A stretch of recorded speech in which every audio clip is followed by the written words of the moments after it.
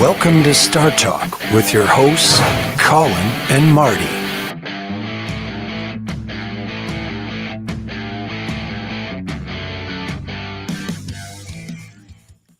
Okay, welcome to Startalk. I'm Colin. This is Marty. Hey, I'm here. Were we going to play a little clip at the beginning of this? Yeah, I thought we were. Some waiting there. Some going to happen. That's all right. Well, welcome to Startalk. I've been waiting all week for this particular show. I'm excited because this is a musician that I've had a chance, both of us have had a chance to work with. But before we talk about him a little bit, Marty, you've been showing off a few goodies there. What do you got in your bag of tricks tonight? Oh, tonight we were talking about these collectibles and variable things. I'll try and get them lined up properly. This is a very sought after piece. I'll see if I can get the focuses right. That's a gold Beatles coin from 1964 that was issued when they first came out through the fan club and everything. Very, very collectible. Then, of course, we went into these stamps of famous people and music that we all loved of our era. And these were, like, in those days, very cheap, $2. There's a Buddy Holly, yeah. There's a Buddy Holly one. Then you got our favorite girl, Marilyn. Lovely lady. Never met her. Also, another lovely shot of her. And last but not least, the king himself. Very lovely stamp. And again, like remember when we got all those Elvis stamp puzzles? Oh, yeah, we bought them in that store. That's right. You and I went in and we bought them all. We bought them all. We came out with boxes of them. I know. And now, that was way up north, somewhere up north. Yeah, when we toured up north. But the question is, how many do you have? I don't have any left. I have all of them. You took all my Elvis boxes. I didn't take all your Elvis puzzles. I had my own. I didn't take yours. And here's one that you very rarely see, and that's our friend Hank. Hank you hardly Williams. ever see a country western stamp. But as I was showing the boys in the green room while we were preparing, there's various levels. The most collectible stuff is always the unused ticket, just like an NFT and everything, rare and obscure. So when you get one of these, you hang on. This one happens to be none other than Supertramp. I don't know. Wow. The lighting is, I have to get right into the camera here. So now this is a long time ago. Unused. And that's from sometimes in those days, $156 dollars for 4 of them, kind of thing. Now here is a very rare one, a General Motors place in 1996 when Randy and I went to see him, and he signed it for me, Neil Young and Crazy Horse. Oh, I was there with you. Of course you were. So yeah, the we thing were like is, what, 7 rows back, something like that. Yeah, we were very close. Then we were backstage. You're right. But here's one that I don't think in 05. Of course, Morrison wasn't there, but and the other members of the band, Dunsmore wasn't there either. But this is 1995, The Doors. The Doors. It's got a little bit of a tear here because it was torn out of a book kind of a thing. And then you've got different eras of stuff. I came across something that I thought was really neat, that when we played in 1982, tickets were $15. This happened to be the Beach Boys. The Beach Boys. Wow. At Bevan Park, which you've been at many times in Nanaimo and outdoors. I also did the Oak Ridge Boys there in Music 91. But yeah. Let's take a minute here to welcome all the people Sure. in the chat. Big shout out, Pete. He was first in, I think. And Richard and Donna are here. Agnes, Will, he's here a couple of times.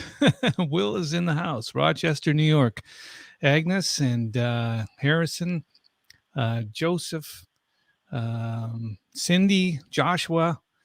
Anyways, it's great to have you. And Romeo, welcome. Good evening to you as well. There's a AC/DC dollar bill. I have an Elvis one like that. I think I've got they're cool. one with This Elvis kind of in the stuff middle. is very, very collectible. And what I usually do is I laminate everything as I get it to preserve it, so I don't. But Colin, your all-time favorite, my all-time favorite, the best.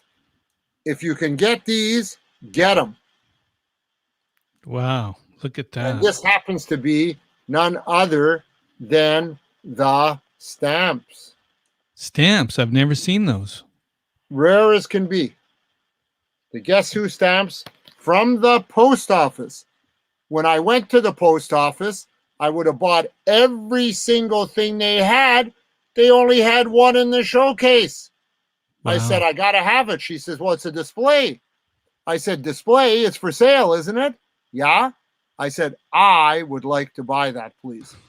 I'll take Due it. to my persistentness, I paid face value, and I ended up walking out of there with those stamps. And Rick to be from honest with Staten you, Island is in the house. Wow. yeah, that's We got cool. people from all over the place. Yeah. Well, as people are filing into YouTube, filing into Facebook, and filing into the chat, good evening, everybody. And it's really exciting tonight to have our friend Kenny Blues Boss Wayne on the show. Yeah. And both of us have had a chance, Marty and I have had a chance to tour with him in the past. And we're excited that he's able to join us tonight. Absolutely. And I think we should just get him on right away because Absolutely, he's got Colin. a lot of stories to tell. Bring him on in. Come on down. Bring him on in. Do we have something that we can cue up? Oh, look at that. Oh, let's see this full screen.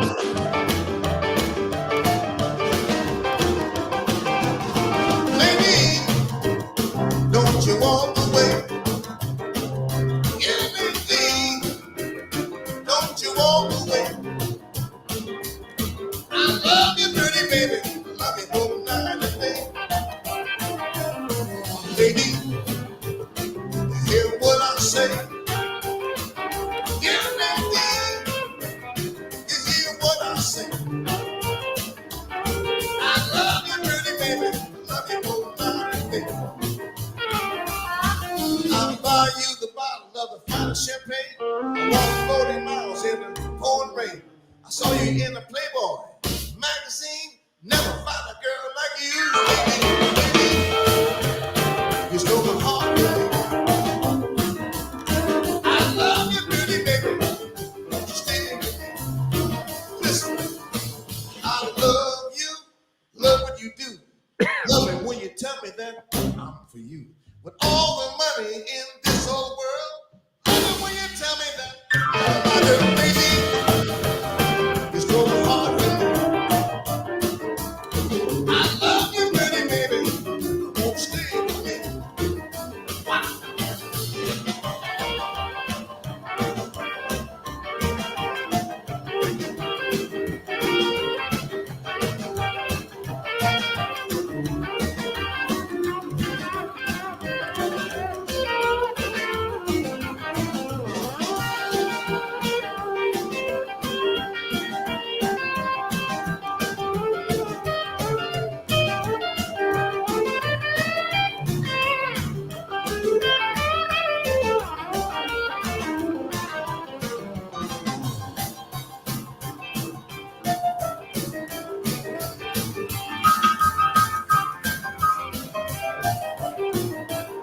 Yeah.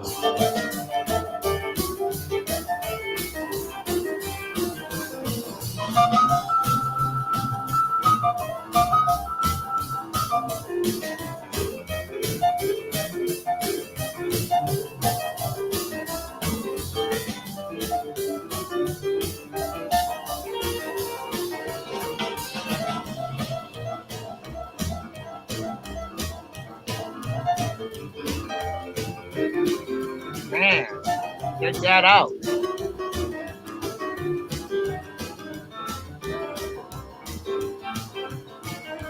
$360 365 days of the year. Girl, I got to have you right here. If I buy another Playboy magazine, I never find a girl like you. Lady, it's going hard for me. I love you, pretty baby. Won't you stay with me?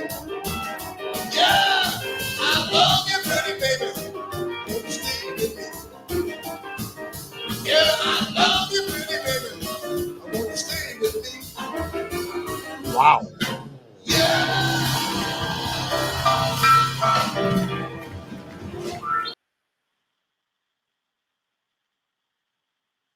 Unmute.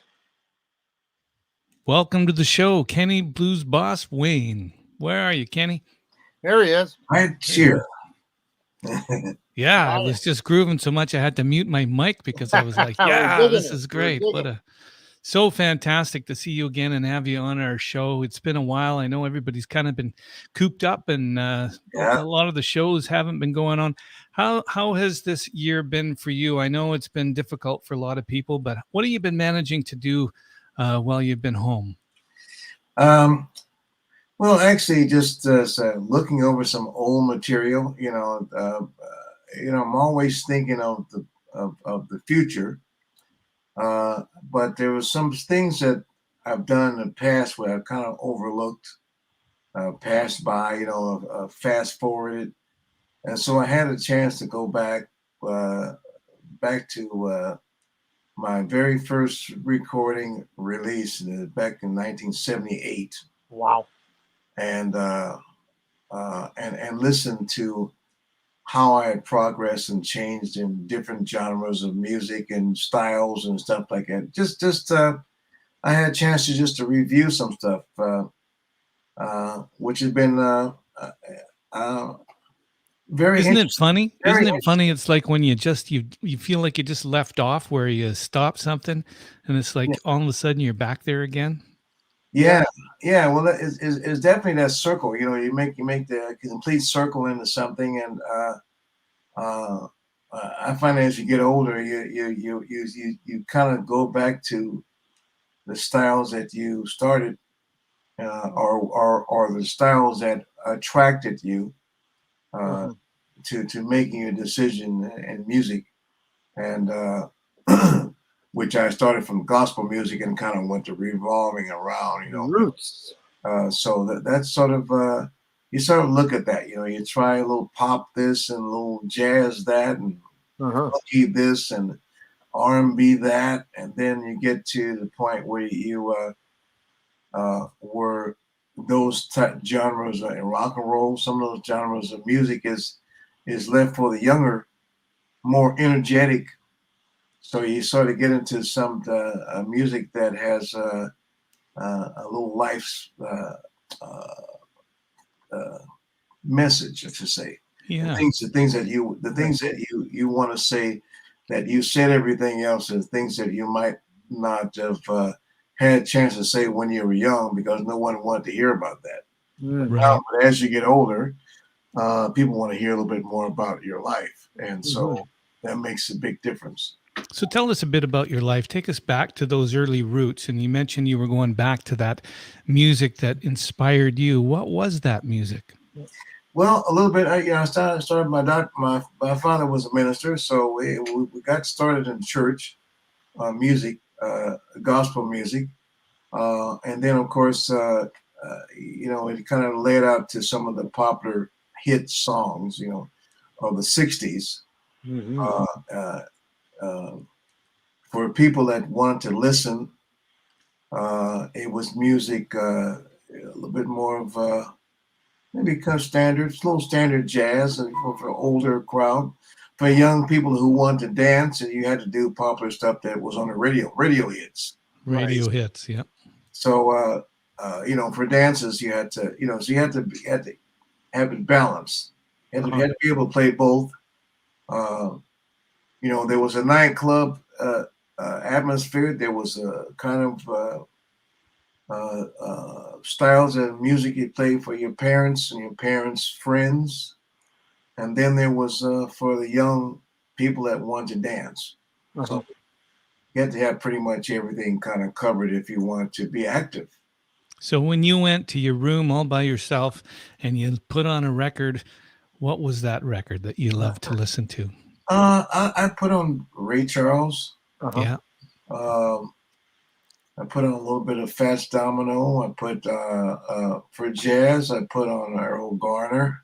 Oh, Garner, yeah, Garner was Earl Garner, and big band Duke Ellington, Count Basie. yeah, Count, yeah.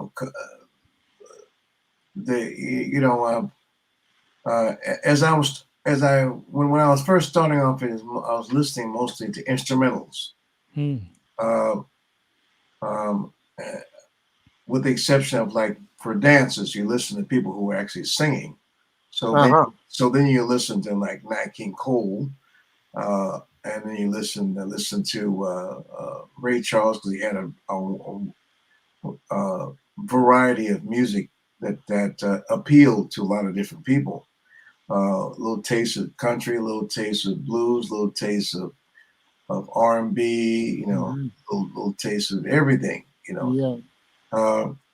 So then I started focusing on individual artists that could fit the mold, many molds, instead of looking at a lot of different people. Mhm. I picked one, or usually you can pick one or two that could kind of that communicates with you, and they usually have a worldwide appeal. True. So I figured, well, instead of looking at every appeal, every person that appealed to everybody, you pick one that you can kind of fit in the shoes of that person, and hopefully you can appeal to their audience. So when did the boogie woogie come around for you? The boogie woogie came. Well, I knew about the boogie woogie as a young boy, but it was the boogie woogie was sort of parents' age. Young kids didn't listen to much boogie woogie when I was growing up. So we started that with my mother. She liked to with two-hand, four-hand boogie. Yeah.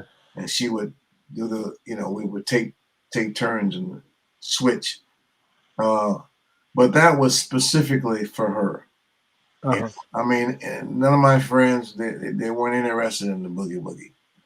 But until I, and in a lot of stuff, I was doing a lot of R&B stuff, stuff that I thought had a commercial appeal, because most people that I met were commercially successful. And I thought, well, do I want to be a starving musician just to create some stuff and nobody buys? Or should I hang around with those guys that are actually doing something and making money and buying homes and stuff and touring? But when I got to Canada, I hooked up with a guy, Michael Casehammer,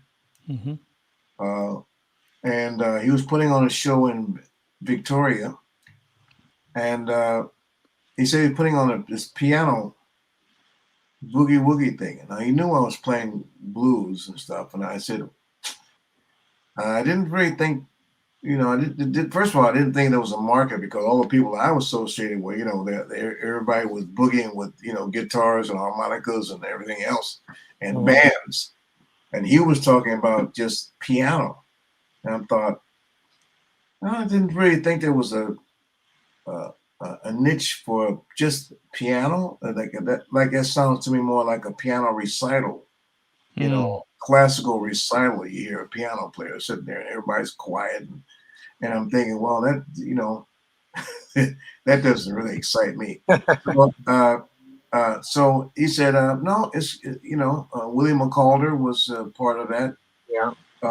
And then we got Big Joe Duskin came in. Wow. I had read a little bit about him, and I thought, what is he? And Michael, I said, well, he said, but don't worry about playing a whole bunch of fast boogie woogies. Play some blues, break it up, because we're going to be doing a lot of fast stuff, and you do really good at slow stuff. And I thought, well, I don't want to do too much slow stuff because everybody will fall asleep when I come on. You come Why should I do a bunch of slow blues? And I don't think anybody's going to be sitting there listening to that. Maybe Uh-huh. one or two, but the rest of them are boogieing. And I definitely didn't want to be left behind. But that show turned out to be, it was sold out. And I was shocked. I was shocked when we looked at Craigslist, I think it was, and people were asking for tickets, and I couldn't. I said, "Wow, really?" So I said, "Well, maybe there might be something in this," and I still didn't feel that comfortable because I've always been a part of bands. Always always wanted a bigger band, not a smaller band. Kind of wanted to get to the point with his horns and arrangements and maybe backup singers and all the things that I see successful bands have. I said, well, that's what I want. I want to have all that stuff. I don't want to just be doing a solo piano. Just like I said, it reminded me of more of a recital. Let me see what you've learned in your musical experience. Then you play this, this classical piece, and you do it well or you screw it up. People were like, oh my God, you need to practice. But it actually was fun because we got a chance to express ourselves and actually play together. They call it the pianorama at that Wow. point. We got people in, the two piano players got together. And then I started noticing, I started getting offers and phone calls about doing some piano festivals, and mostly in Europe. Wow. And really good paying gigs. And I thought, wow, then just people are going to pay this much to hear this kind of boogie? I guess so. And I found out that the Europeans are really into historical because of the country. It is the history of North America that came over, but so they got that history. So they're really keen and I call it antiques. So this beginning music, heritage music, where it came from. France was the first eye opener because they looked at blues as artistic, where America looked at blues as being lazy. You get a job and be a mechanic or something to make money, not just sit there and play the blues and feel sorry for yourself, right? So it was. They had a reverence for the music. It was historic. They want to know where it came from, how was it was interesting. They want to know how it was forming, where do you start, and blah blah blah. Where a lot of the different genres of music, they didn't really care where it's from. They just want to see what it is. Yeah. Let me see what you can do, not anything about your history. And so I found out that a lot of the boogie woogie, it was history. It goes back in the 40s, 30s, 40s, mid 50s, and that was Europe. Yeah, and here as well. But it was a historic when Europe documented it, because there's more documented things in Europe. They documented because America was moving so fast. They wanted something new. Always wanted something different. They weren't really concerned about the roots. They're concerned about the buds. What kind of flower comes out. I'm worried about what kind of dirt you're using and all that crap. Let's see the flower. Let's see how it blossoms. They want to smell it, right? So and some countries they say, well, that's wonderful, but we want to see how it developed. What made it do this? What kind of soil did you need to do all these things? So the boogie woogie kind of, it reached back to the time where they had the barrel house boogie, which goes back to the 40s, and the trains and all this stuff, and it became a commercial thing in the 40s and the 50s. And of course the rockabilly and the boogie woogie and the rock and roll all came from that kind of boogie woogie scene. The big bands even did it, you know. So I would say Michael was probably my inspiration of seeing where there's a future and a reason to do it. I mean, other than someone saying, "Oh, can you play a boogie woogie song?" Well, here's one. Get it out Yeah. the way. So So you managed to get over your fear of having to have a whole band around you, and you could actually yeah, step out and just yeah. play solo, which was probably liberating for you. Now you've got a number of albums out, and you actually won a Juno Award. Mhm. Um, Yeah. are Back in your did your album 2006. 2006? Yeah. Congratulations on About that. That's an 13. Yeah, awesome accomplishment. for Tell sure. us a little bit about your music, and is any of the music that you've recorded anything that's really personal to you? I'm sure it is, but I think there's a lot of people on our chat asking questions and wanting to know a little bit about the man behind the music. I think a lot of it stuff is um, I try not to write heavy songs. You know, I might I mean heavy subjects. I mean because I haven't really experienced those heavy things in my life. You know, it's been pretty much even keeled, I should say. So I haven't been really down in order to write a real down song, or I haven't been up to write a really up song. So I've been kind of floating right in between. So the songs that I write are pretty much um, um, of hope, you know, and hoping I become successful, and hoping that the songs that I write about, the person that I write about, overcomes their obstacles and becomes successful what they would like to do. Um, Yeah. Now, I remember being on the road with you. I think one of the last times is we had Borscht together in Grand Forks. I think Yeah, that's where it was. And I remember you being quite the avid reader, and you always had some books with you, and you're very well studied, and you learn a lot of things. Tell us a little bit about kind of your journey that way. well, I you know I always read a lot of books of self help. You know, uh, attaining your goals.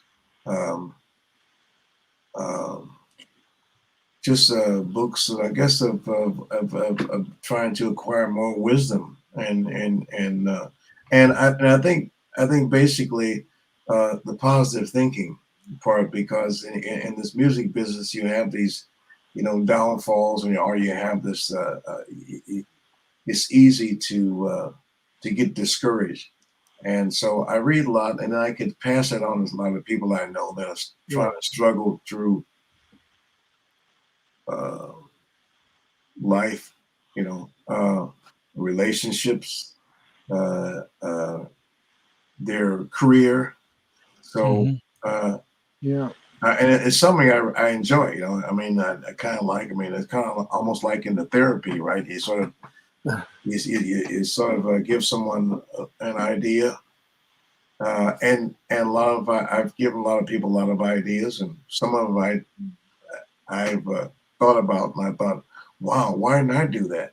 give it to that. I had some very successful people that have given ideas to, and they took the ideas and ran and did a very Well, you're not alone on that one, that's for sure. Yeah, a lot of people have done that. And tell us about the School of Blues. Can you pass on any of that wisdom with that for that? yeah. Well, that's Sherman Bissett, and I kind of came up with this idea. I kind of went about it because there used to be a jam session, a jazz jam session at the Rotary Center of the Arts here in Kelowna. And I used to go there and see some of the young musicians, and most of them are students and music. And they'd always end the set with a blues song. So I'd get up there and do the blues. So I thought, it'd be a nice idea just to kind of carry on, because people, after I played, they want me to play some more. I said, well, maybe I should uh, continue and do a different format and bring some of my buddies along. And so we've got it set up so it's not really a jam session. And I didn't want people just to show up and bring their instruments and just start playing. But it's by invitation only. So I would look at acts that were touring, or people that I knew that had not only ability to play, but a story behind their abilities and their road trips, downfalls, reason why they quit, or why they moved to Kelowna. So it was kind of like I kind of felt like it was kind of a school of professors. We call them professors that come in and start to talk about their life and their touring and their more so that. And then we play some songs and I just didn't really interested in the jam session. And then you have to sort of let everybody play and listen to them. And I thought, I don't know if I'm really interested. I think if I could pick somebody that I know that has some experience, so they can share their experience to the audience, that would be more interesting than to have someone just show up and play and just for their fans. Tell us about a few of the experiences that you've had, like what are some of the highlights, the big moments in your life, whether it's people that you've met or places that you played, stages you've been on? All of the above. I mean, the places, the places, that and the people I've met, that people kind of want to know how people are outside of Canada and how they are outside of the U.S. And I played in Russia, and I played Wow. in Austria, I played Argentina, I played in Denmark, in Australia, and people are with the exception of the language, their feeling and wanting to be entertained is basically the same. I mean, the only difference that I see in the audience is there's a great response when you do a good show, and that transcends in any language barrier that you have. Right. You do a good show. Music, the universal language, right? Yeah. So you don't have to, you don't have to become something different. Tell me about it's in playing. because they love to see you, and they don't know you. Mm-hmm. And so it's not like a tourist, right? They're waiting. They don't know you personally, but they may have heard your music, and they may have read that the advertiser and the promoter is displaying to the people, and so they want to see for the experience, and that's was great. Yeah. You were telling me earlier about moving from playing to creating, and it's with the audience as part of the performance is when you begin more of the creating than just playing. Can you expand on that a bit? Yeah, when you're playing, it brings out a lot of it's emotion. It's emotion. It's something that I don't know. I guess in numbers and being around people, even after your first song or so, and you get this adrenaline because they appreciate it, and you get this appreciation thing, and so you want to go on. You want to continue to get this appreciation, and so now you're creating something, and you want to create this atmosphere of appreciation more and more, so that when you finish, you get the ovation, right? And then so what you've done has been memorable, to them. And so, It's struck a chord with people. yeah, it's the, and you know, and it's not necessarily the English, the language, because a lot of them probably don't know your language, what you're saying, but they can kind of get a feeling that you're feeling it, you know, versus you're up Well, there. when it's authentic, it transcends it because it's authentic. People can feel that from the audience. Yeah. And I've watched you play before many times, and sometimes I stand at the side of the stage and I'm in awe, not just from your technical abilities, but your ability to communicate in such a soulful way that it just touches your heart and you can just feel it. True enough. Very So, true. And that's kind of hard. That's kind of the hard thing to explain, because I used to, when I was doing workshops and over at Hornby Island, most the piano players want to know about soloing. Well, we know about the chord structures and all that, where we train all that, but we want to know how to solo. And I said, well, how to solo is like telling people how to put their words together when you talk. Well, this time I talk this way, and with you I might talk that way, and with some other people I might talk that way. Differently. So there's no really way that I can say that I can teach you how to talk, but I think the important in that respect, Marty could teach you how to solo. yeah. I can solo. You can, so you have to.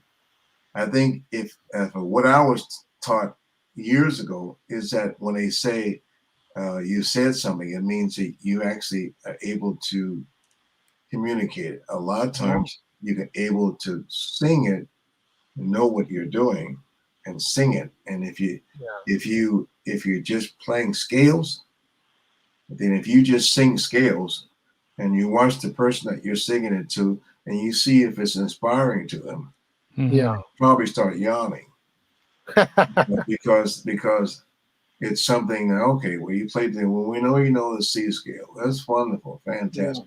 So now what are you going to do with it? So then that's when you create you create a melody.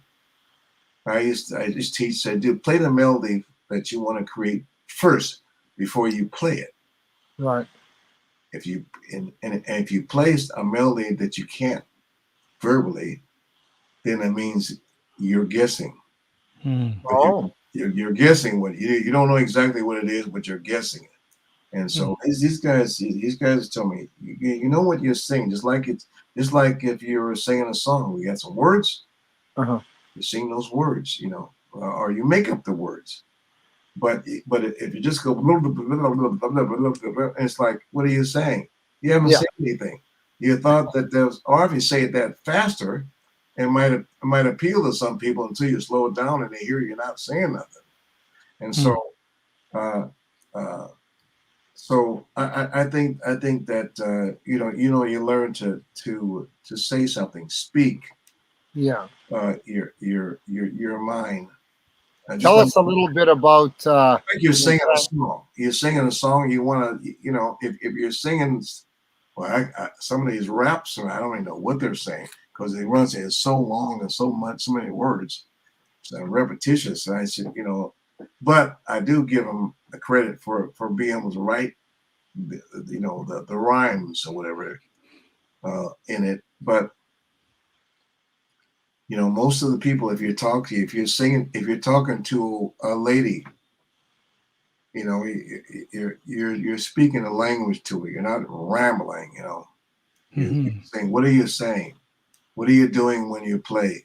And if you're just playing chords, that's wonderful. You can voice it differently. But if you're actually putting some melodies in it, just like you're writing a song, you want to put a melody to your lyrics. So anyway, I'm babbling. Tell us a little bit about very, very wise words. Sorry, Marty, go ahead. I was just going to say, tell us a little bit of about your transition out of what you do, singer, songwriter, performer, coming in to a tribute world with your tribute to the one and only Fats Domino. How did that all come about? Well, that kind of came about because I did Blueberry Hill. That was the beginning of that. Mr. Blueberry Hill. No, Blueberry. Mr. Blueberry Hill, that's right. Garnet had some clip there, I thought, of Mr. Blueberry Hill. Well, I wrote a song about him. It's called Mr. Blueberry Hill, and I wrote Blueberry Hill is his, and Right. Mr. Blueberry Hill is a song about him. So Right. We're gonna play that clip real quick.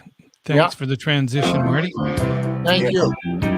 In 49, it was a time for something new on the scene.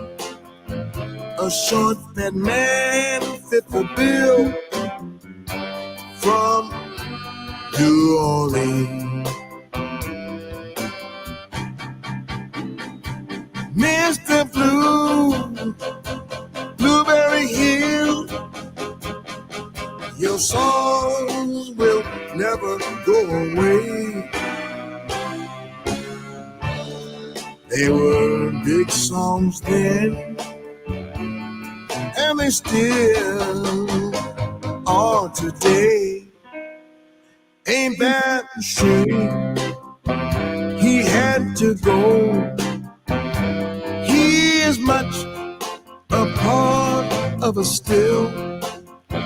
He's where the wind and the willow blows on Blueberry Hill.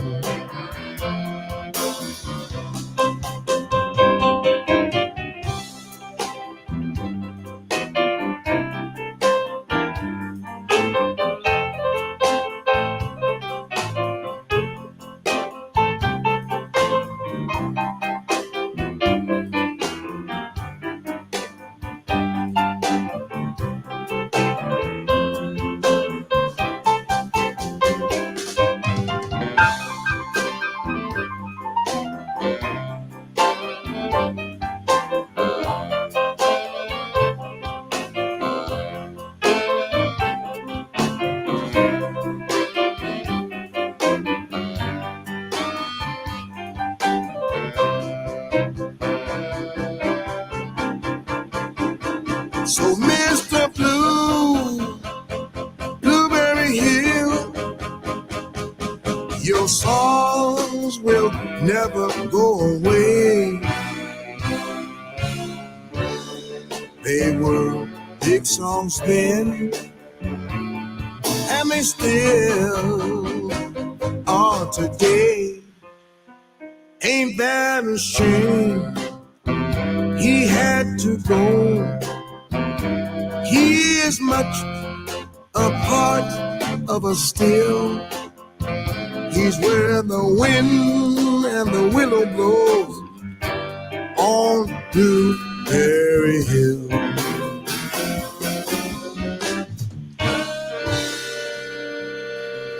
Yeah.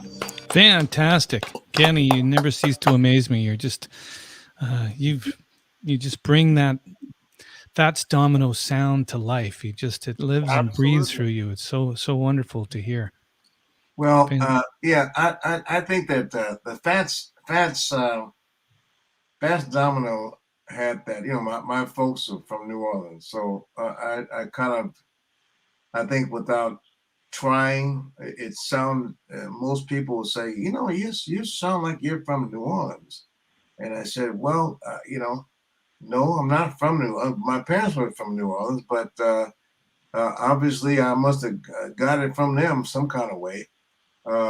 So when I'm playing, it sort of it kind of brings that New Orleans style out. I don't know, maybe the songs that I heard, and so the association has been, you sound like Fats Domino. Mm-hmm. Really like to hear it meet you personally, and so of course I was playing at the Country Meadows, a golf course, for 5 years, and someone asked me, "Can you play Blueberry Hill?" So I played that, and I got a job there for 5 years, just playing Blueberry Hill. But then some of the other stuff is I like the style and the playfulness of Fats. It wasn't really a serious, heavy performer like you say, like Ray was. He got these moods, and he goes and he can go into these depressive songs. But Fats, the song was all up and lively, and kind of reminded me of New Orleans. It was that carnival, that thing. Mhm. Yeah. So I thought, well, we might do a tribute to Fats, but since everyone is associating my style with Fats, Right. and so that's kind of got me started on that. So that was my lead into that. Of course, Uh-huh. Marty and Les, and you guys heard me doing that. And Well, definitely. I would say I probably sound more like him than look like him. Yeah.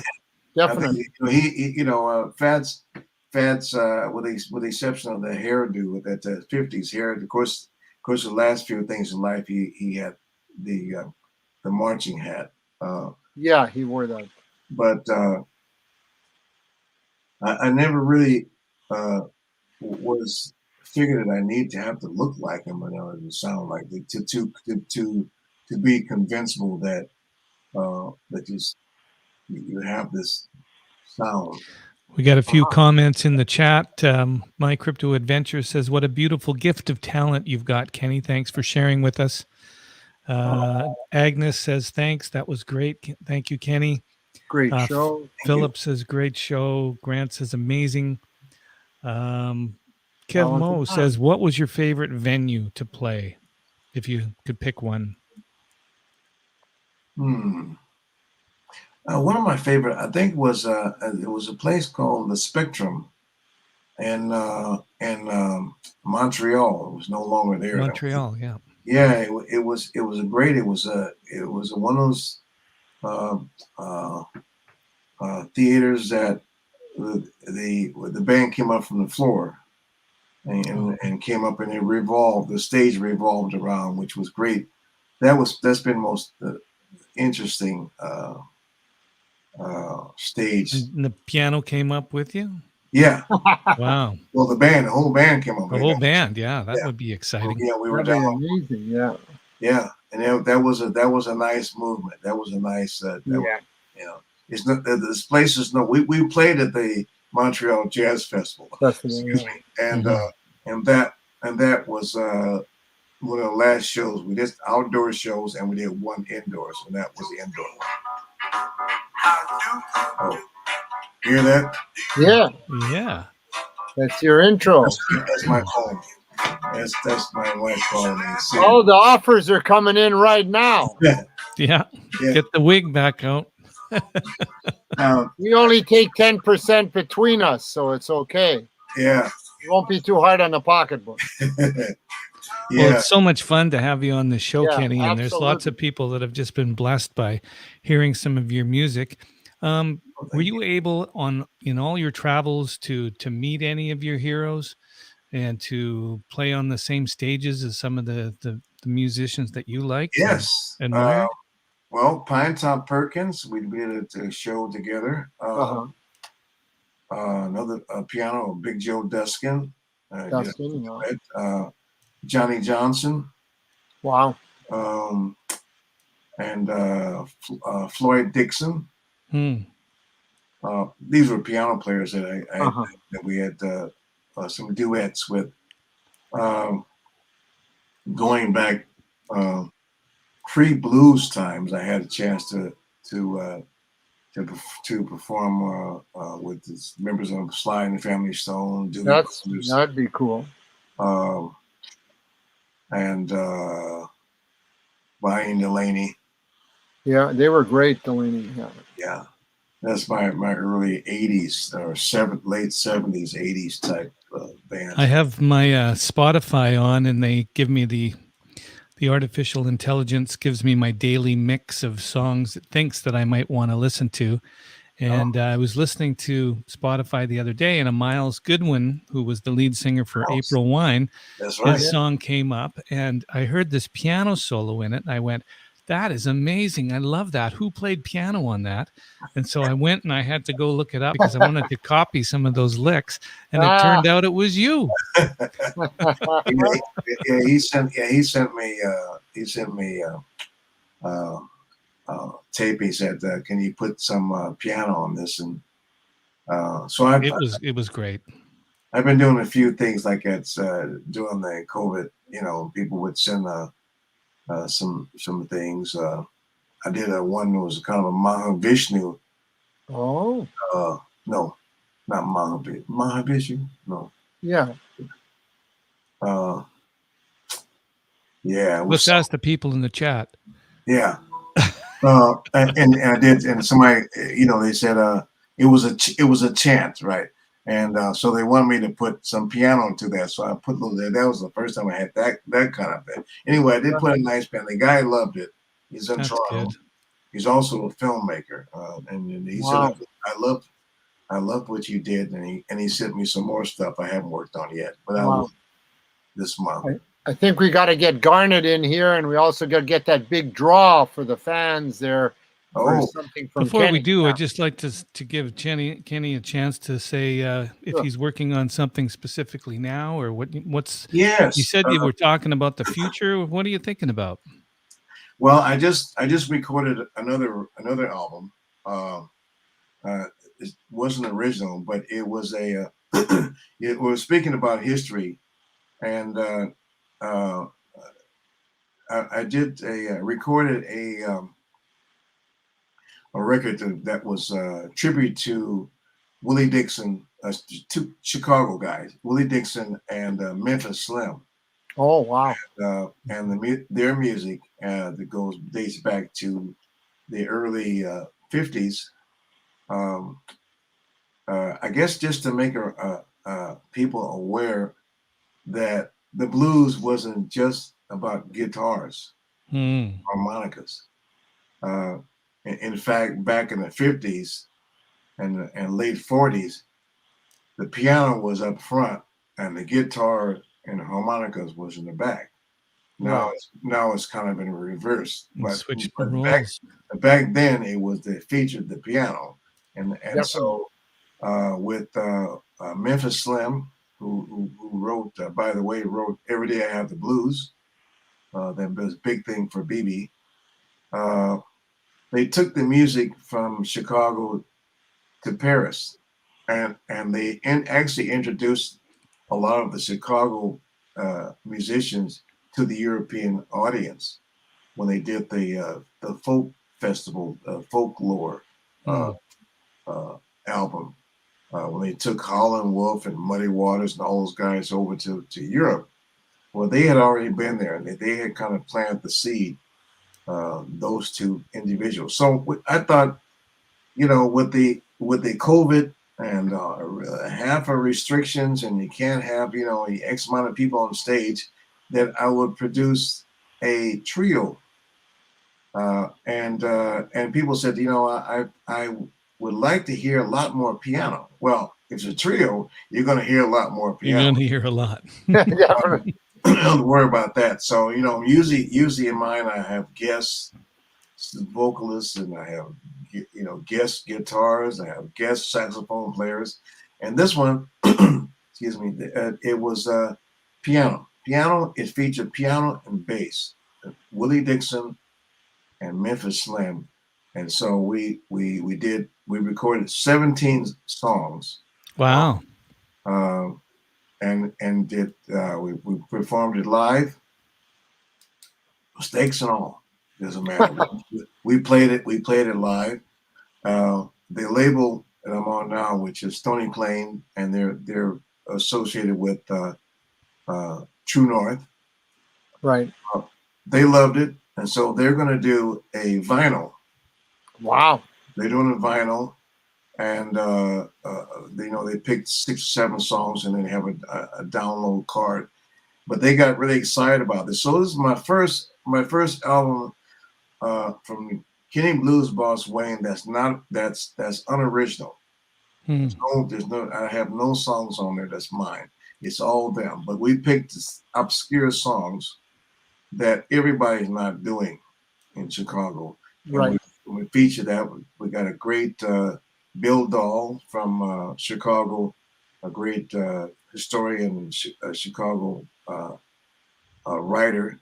Did a nice thing about me and about the music. And, He actually interviewed those two people that we did in Memphis. They're both passed on now. uh-huh. Where would some of the fans be able to find that recording? Well, it's not out yet. It's not out yet? That one comes out in February. Does that have Okay. a title?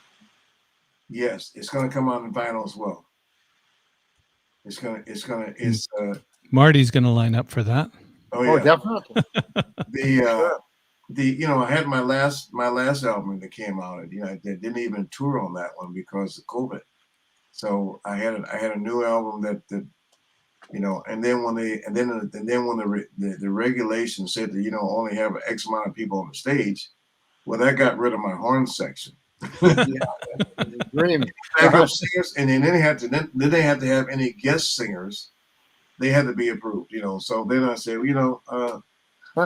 he said, I don't know if this is going to go back to regular times, but if it doesn't, I'm going to be covered with a trio, and we'll be able to perform our songs. Beauty. We're going to bring Garnet on now Yeah. to kind of wrap things up, and we're going to do hashtag Blues Boss. I think that's what you picked, wasn't it, Yeah. Marty? Yeah, that's what Kenny says he'd like to have as his hashtag for the draw. You're right. Yes. So Hey, Kenny. welcome, Garnet. Yeah. Kenny, I've just enjoyed listening to you go through your career. A couple things stood out to me.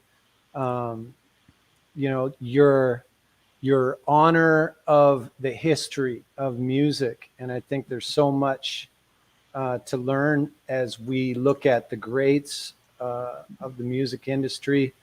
Of course, with Starwire, we're wanting to, create new opportunities as we look to the future in the music business. And I agree that the best way to discover the wisdom, and you said in your own life, you read books because you're seeking wisdom. And we kind of at Starwire believe the way forward as we look to the future, we can discover those secrets to the future, how to do amazing things by looking at the history. And I'm just gonna add a little picture I brought up while you're talking.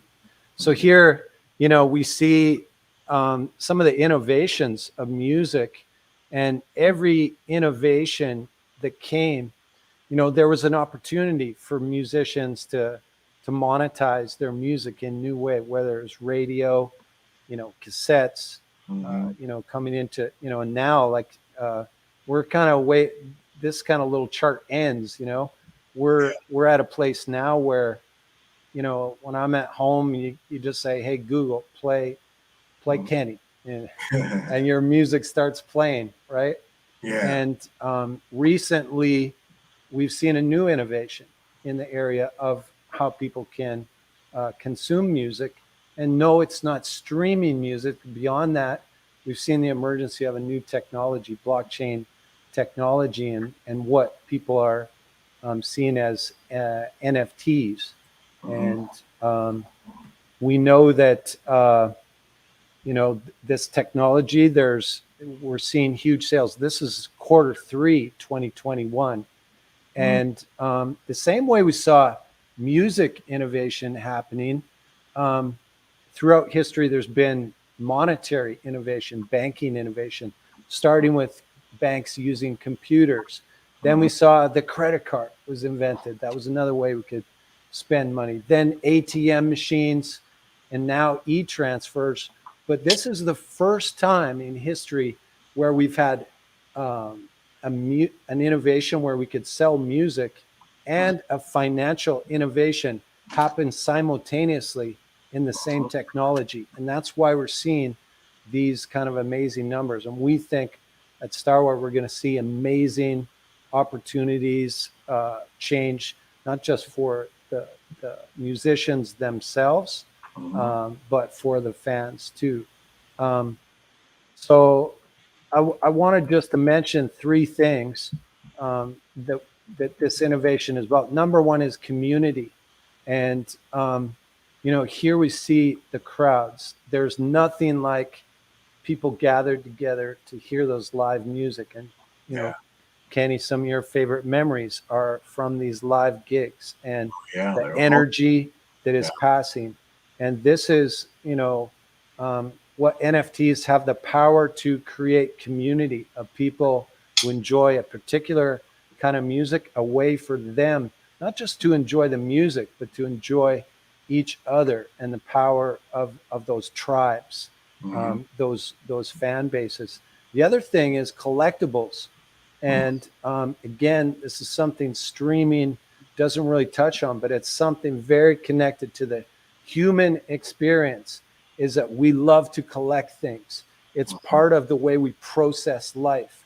We grab these things from when we have a musical moment, we want an item to remember that, and it used to be the LPs. And once again, with NFTs, they've hit a home run, and these are collectible items.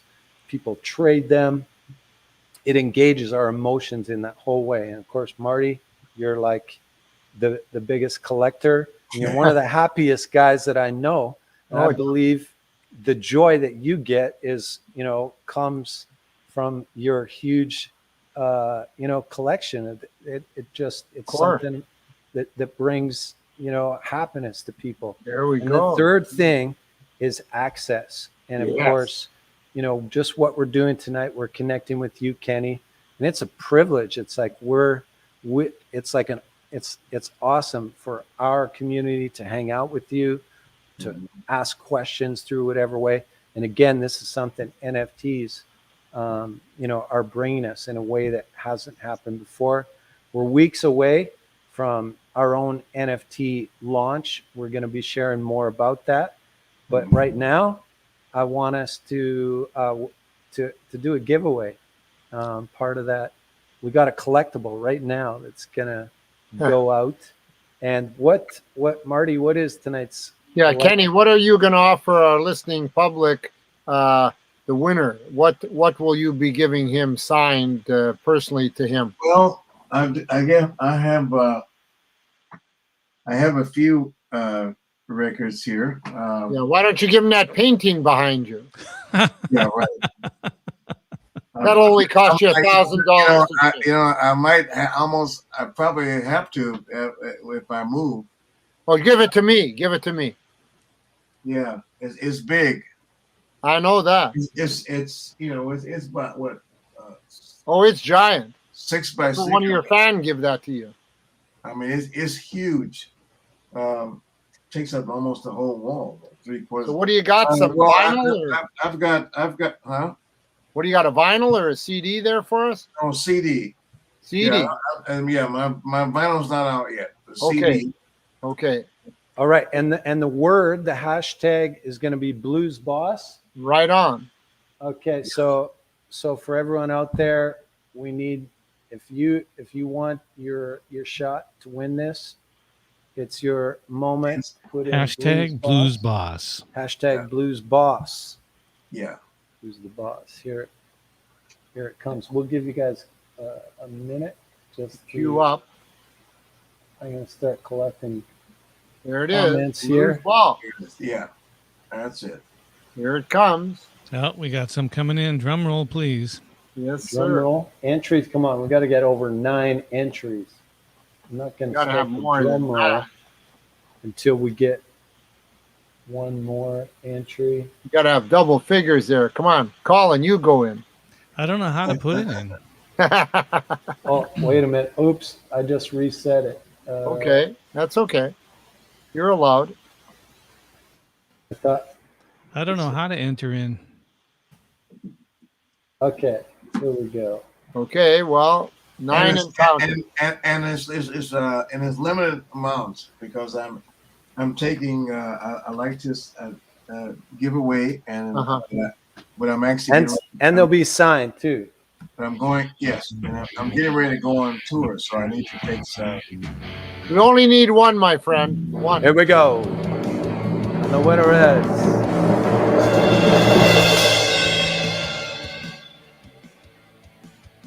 Grant. Grant Chevy. Big hand for Grant. All right. Grant says, All you right. guys always put on a kick-ass show. So thank you very much. And congratulations. Fantastic, great. People are commenting in the chat, thanking you, Kenny. And so thanks, Garnet, for that little Yeah. walk down memory lane and little Fantastic. education on collectible Very good. NFTs. And we know we've got some cool things coming up for the Starwire people over the next 2-3 weeks. For sure. And Great. special announcements. So stay tuned and make sure that you tell your friends and join us here, Star Talk Live, Tuesday nights at 7 p.m. Pacific. Right. And our guest tonight was Kenny Blues Boss Wayne. Thank you so much for being here. Yeah, thank you, Kenny. For those people that can join us in the Discord channel, I forget what the channel is, Garnet, but you can post that if you want. It's in there. Yep. It's in there. And- Thank you. Is JW back? I don't And, know. And I'm really looking forward, Kenny, to your new album. The 3-piece Yeah. sounds really cool, and that's Thank you. something I'm really looking forward to Oh, listening to. So we'll watch for it in February. Make sure you let us know, and I know Marty will be the first one to line I'll up be for the a first vinyl. one to get it. I'll phone Holger personally and get it. Well, let me say the one that I've got out now Uh-huh. is called Go Just Do It. Wow. And I have I guess Don Tyler Watson, who Okay. just won the Juno. Hmm. She's performing and doing a duet with me. And I have Diane Shure. I don't know if you know her. Really? Oh, yeah, Diane. Sure. Wow. Great. Yeah. Diane Shure. We're doing a duet together. And one more. She's a beautiful jazz singer. Yes. Absolutely. With what's her name? Oh, I guess she'll kill me now. Oh, well, 2 out of 3 ain't bad. They're all we're 7 minutes overtime, so everyone's going to kill us now. So Okay. Doesn't matter. doesn't We'll all matter. get killed together. Wait a minute. Let me see. Wait. You'll come up with it. It's probably on the credit on the back of the CD or the album. Yeah. She was with the. Oh gosh. Oh, a few more people Barney, are we putting. going to transition in and keep anyway, Kenny in the studio? I'll. Kareem says, thanks, Colin and Marty and Garnet, for hosting. Thank You're you, very Kareem. welcome. Lynn, Grant, Harrison, Joseph, a few more people have kind of popped into the chat. So Great. looking forward to maybe seeing you over in the Discord channel. Once again, thank you, Kenny. Hey, And likewise. I can hardly wait to go on tour with you. We'll share Oh, yeah. a couple of bowls of borscht next time again somewhere. I love And it. have a few laughs. And that was funny. I should mention we were talking about Gary who did the Piano Man show, and Gary Moore, who does Little Richard. Right. We were, Fantastic job. so my wife and I and my family went to Hawaii this a year or so ago, and I'm in the Costco, and we're walking around, and my wife said to me, she says, do you know anyone in Hawaii? She says, I don't know anybody in Hawaii. Well, actually, I do. I know Gary Moore. He's the Little Richard guy. And I came around the corner with my cart, and I bumped into this cart, and it was him. No. And he was in Costco. Oh, really? Oh, wow. So it was so great to see him. And Small world. we always had so much fun on that Piano Man show. You guys were fantastic. Oh, they were tremendous. Julie Massey. Julie Massey? Julie Okay. Massey. Reach out to Julie. Yes. Awesome. Okay. Garnet, keep, All right. Good night, guys.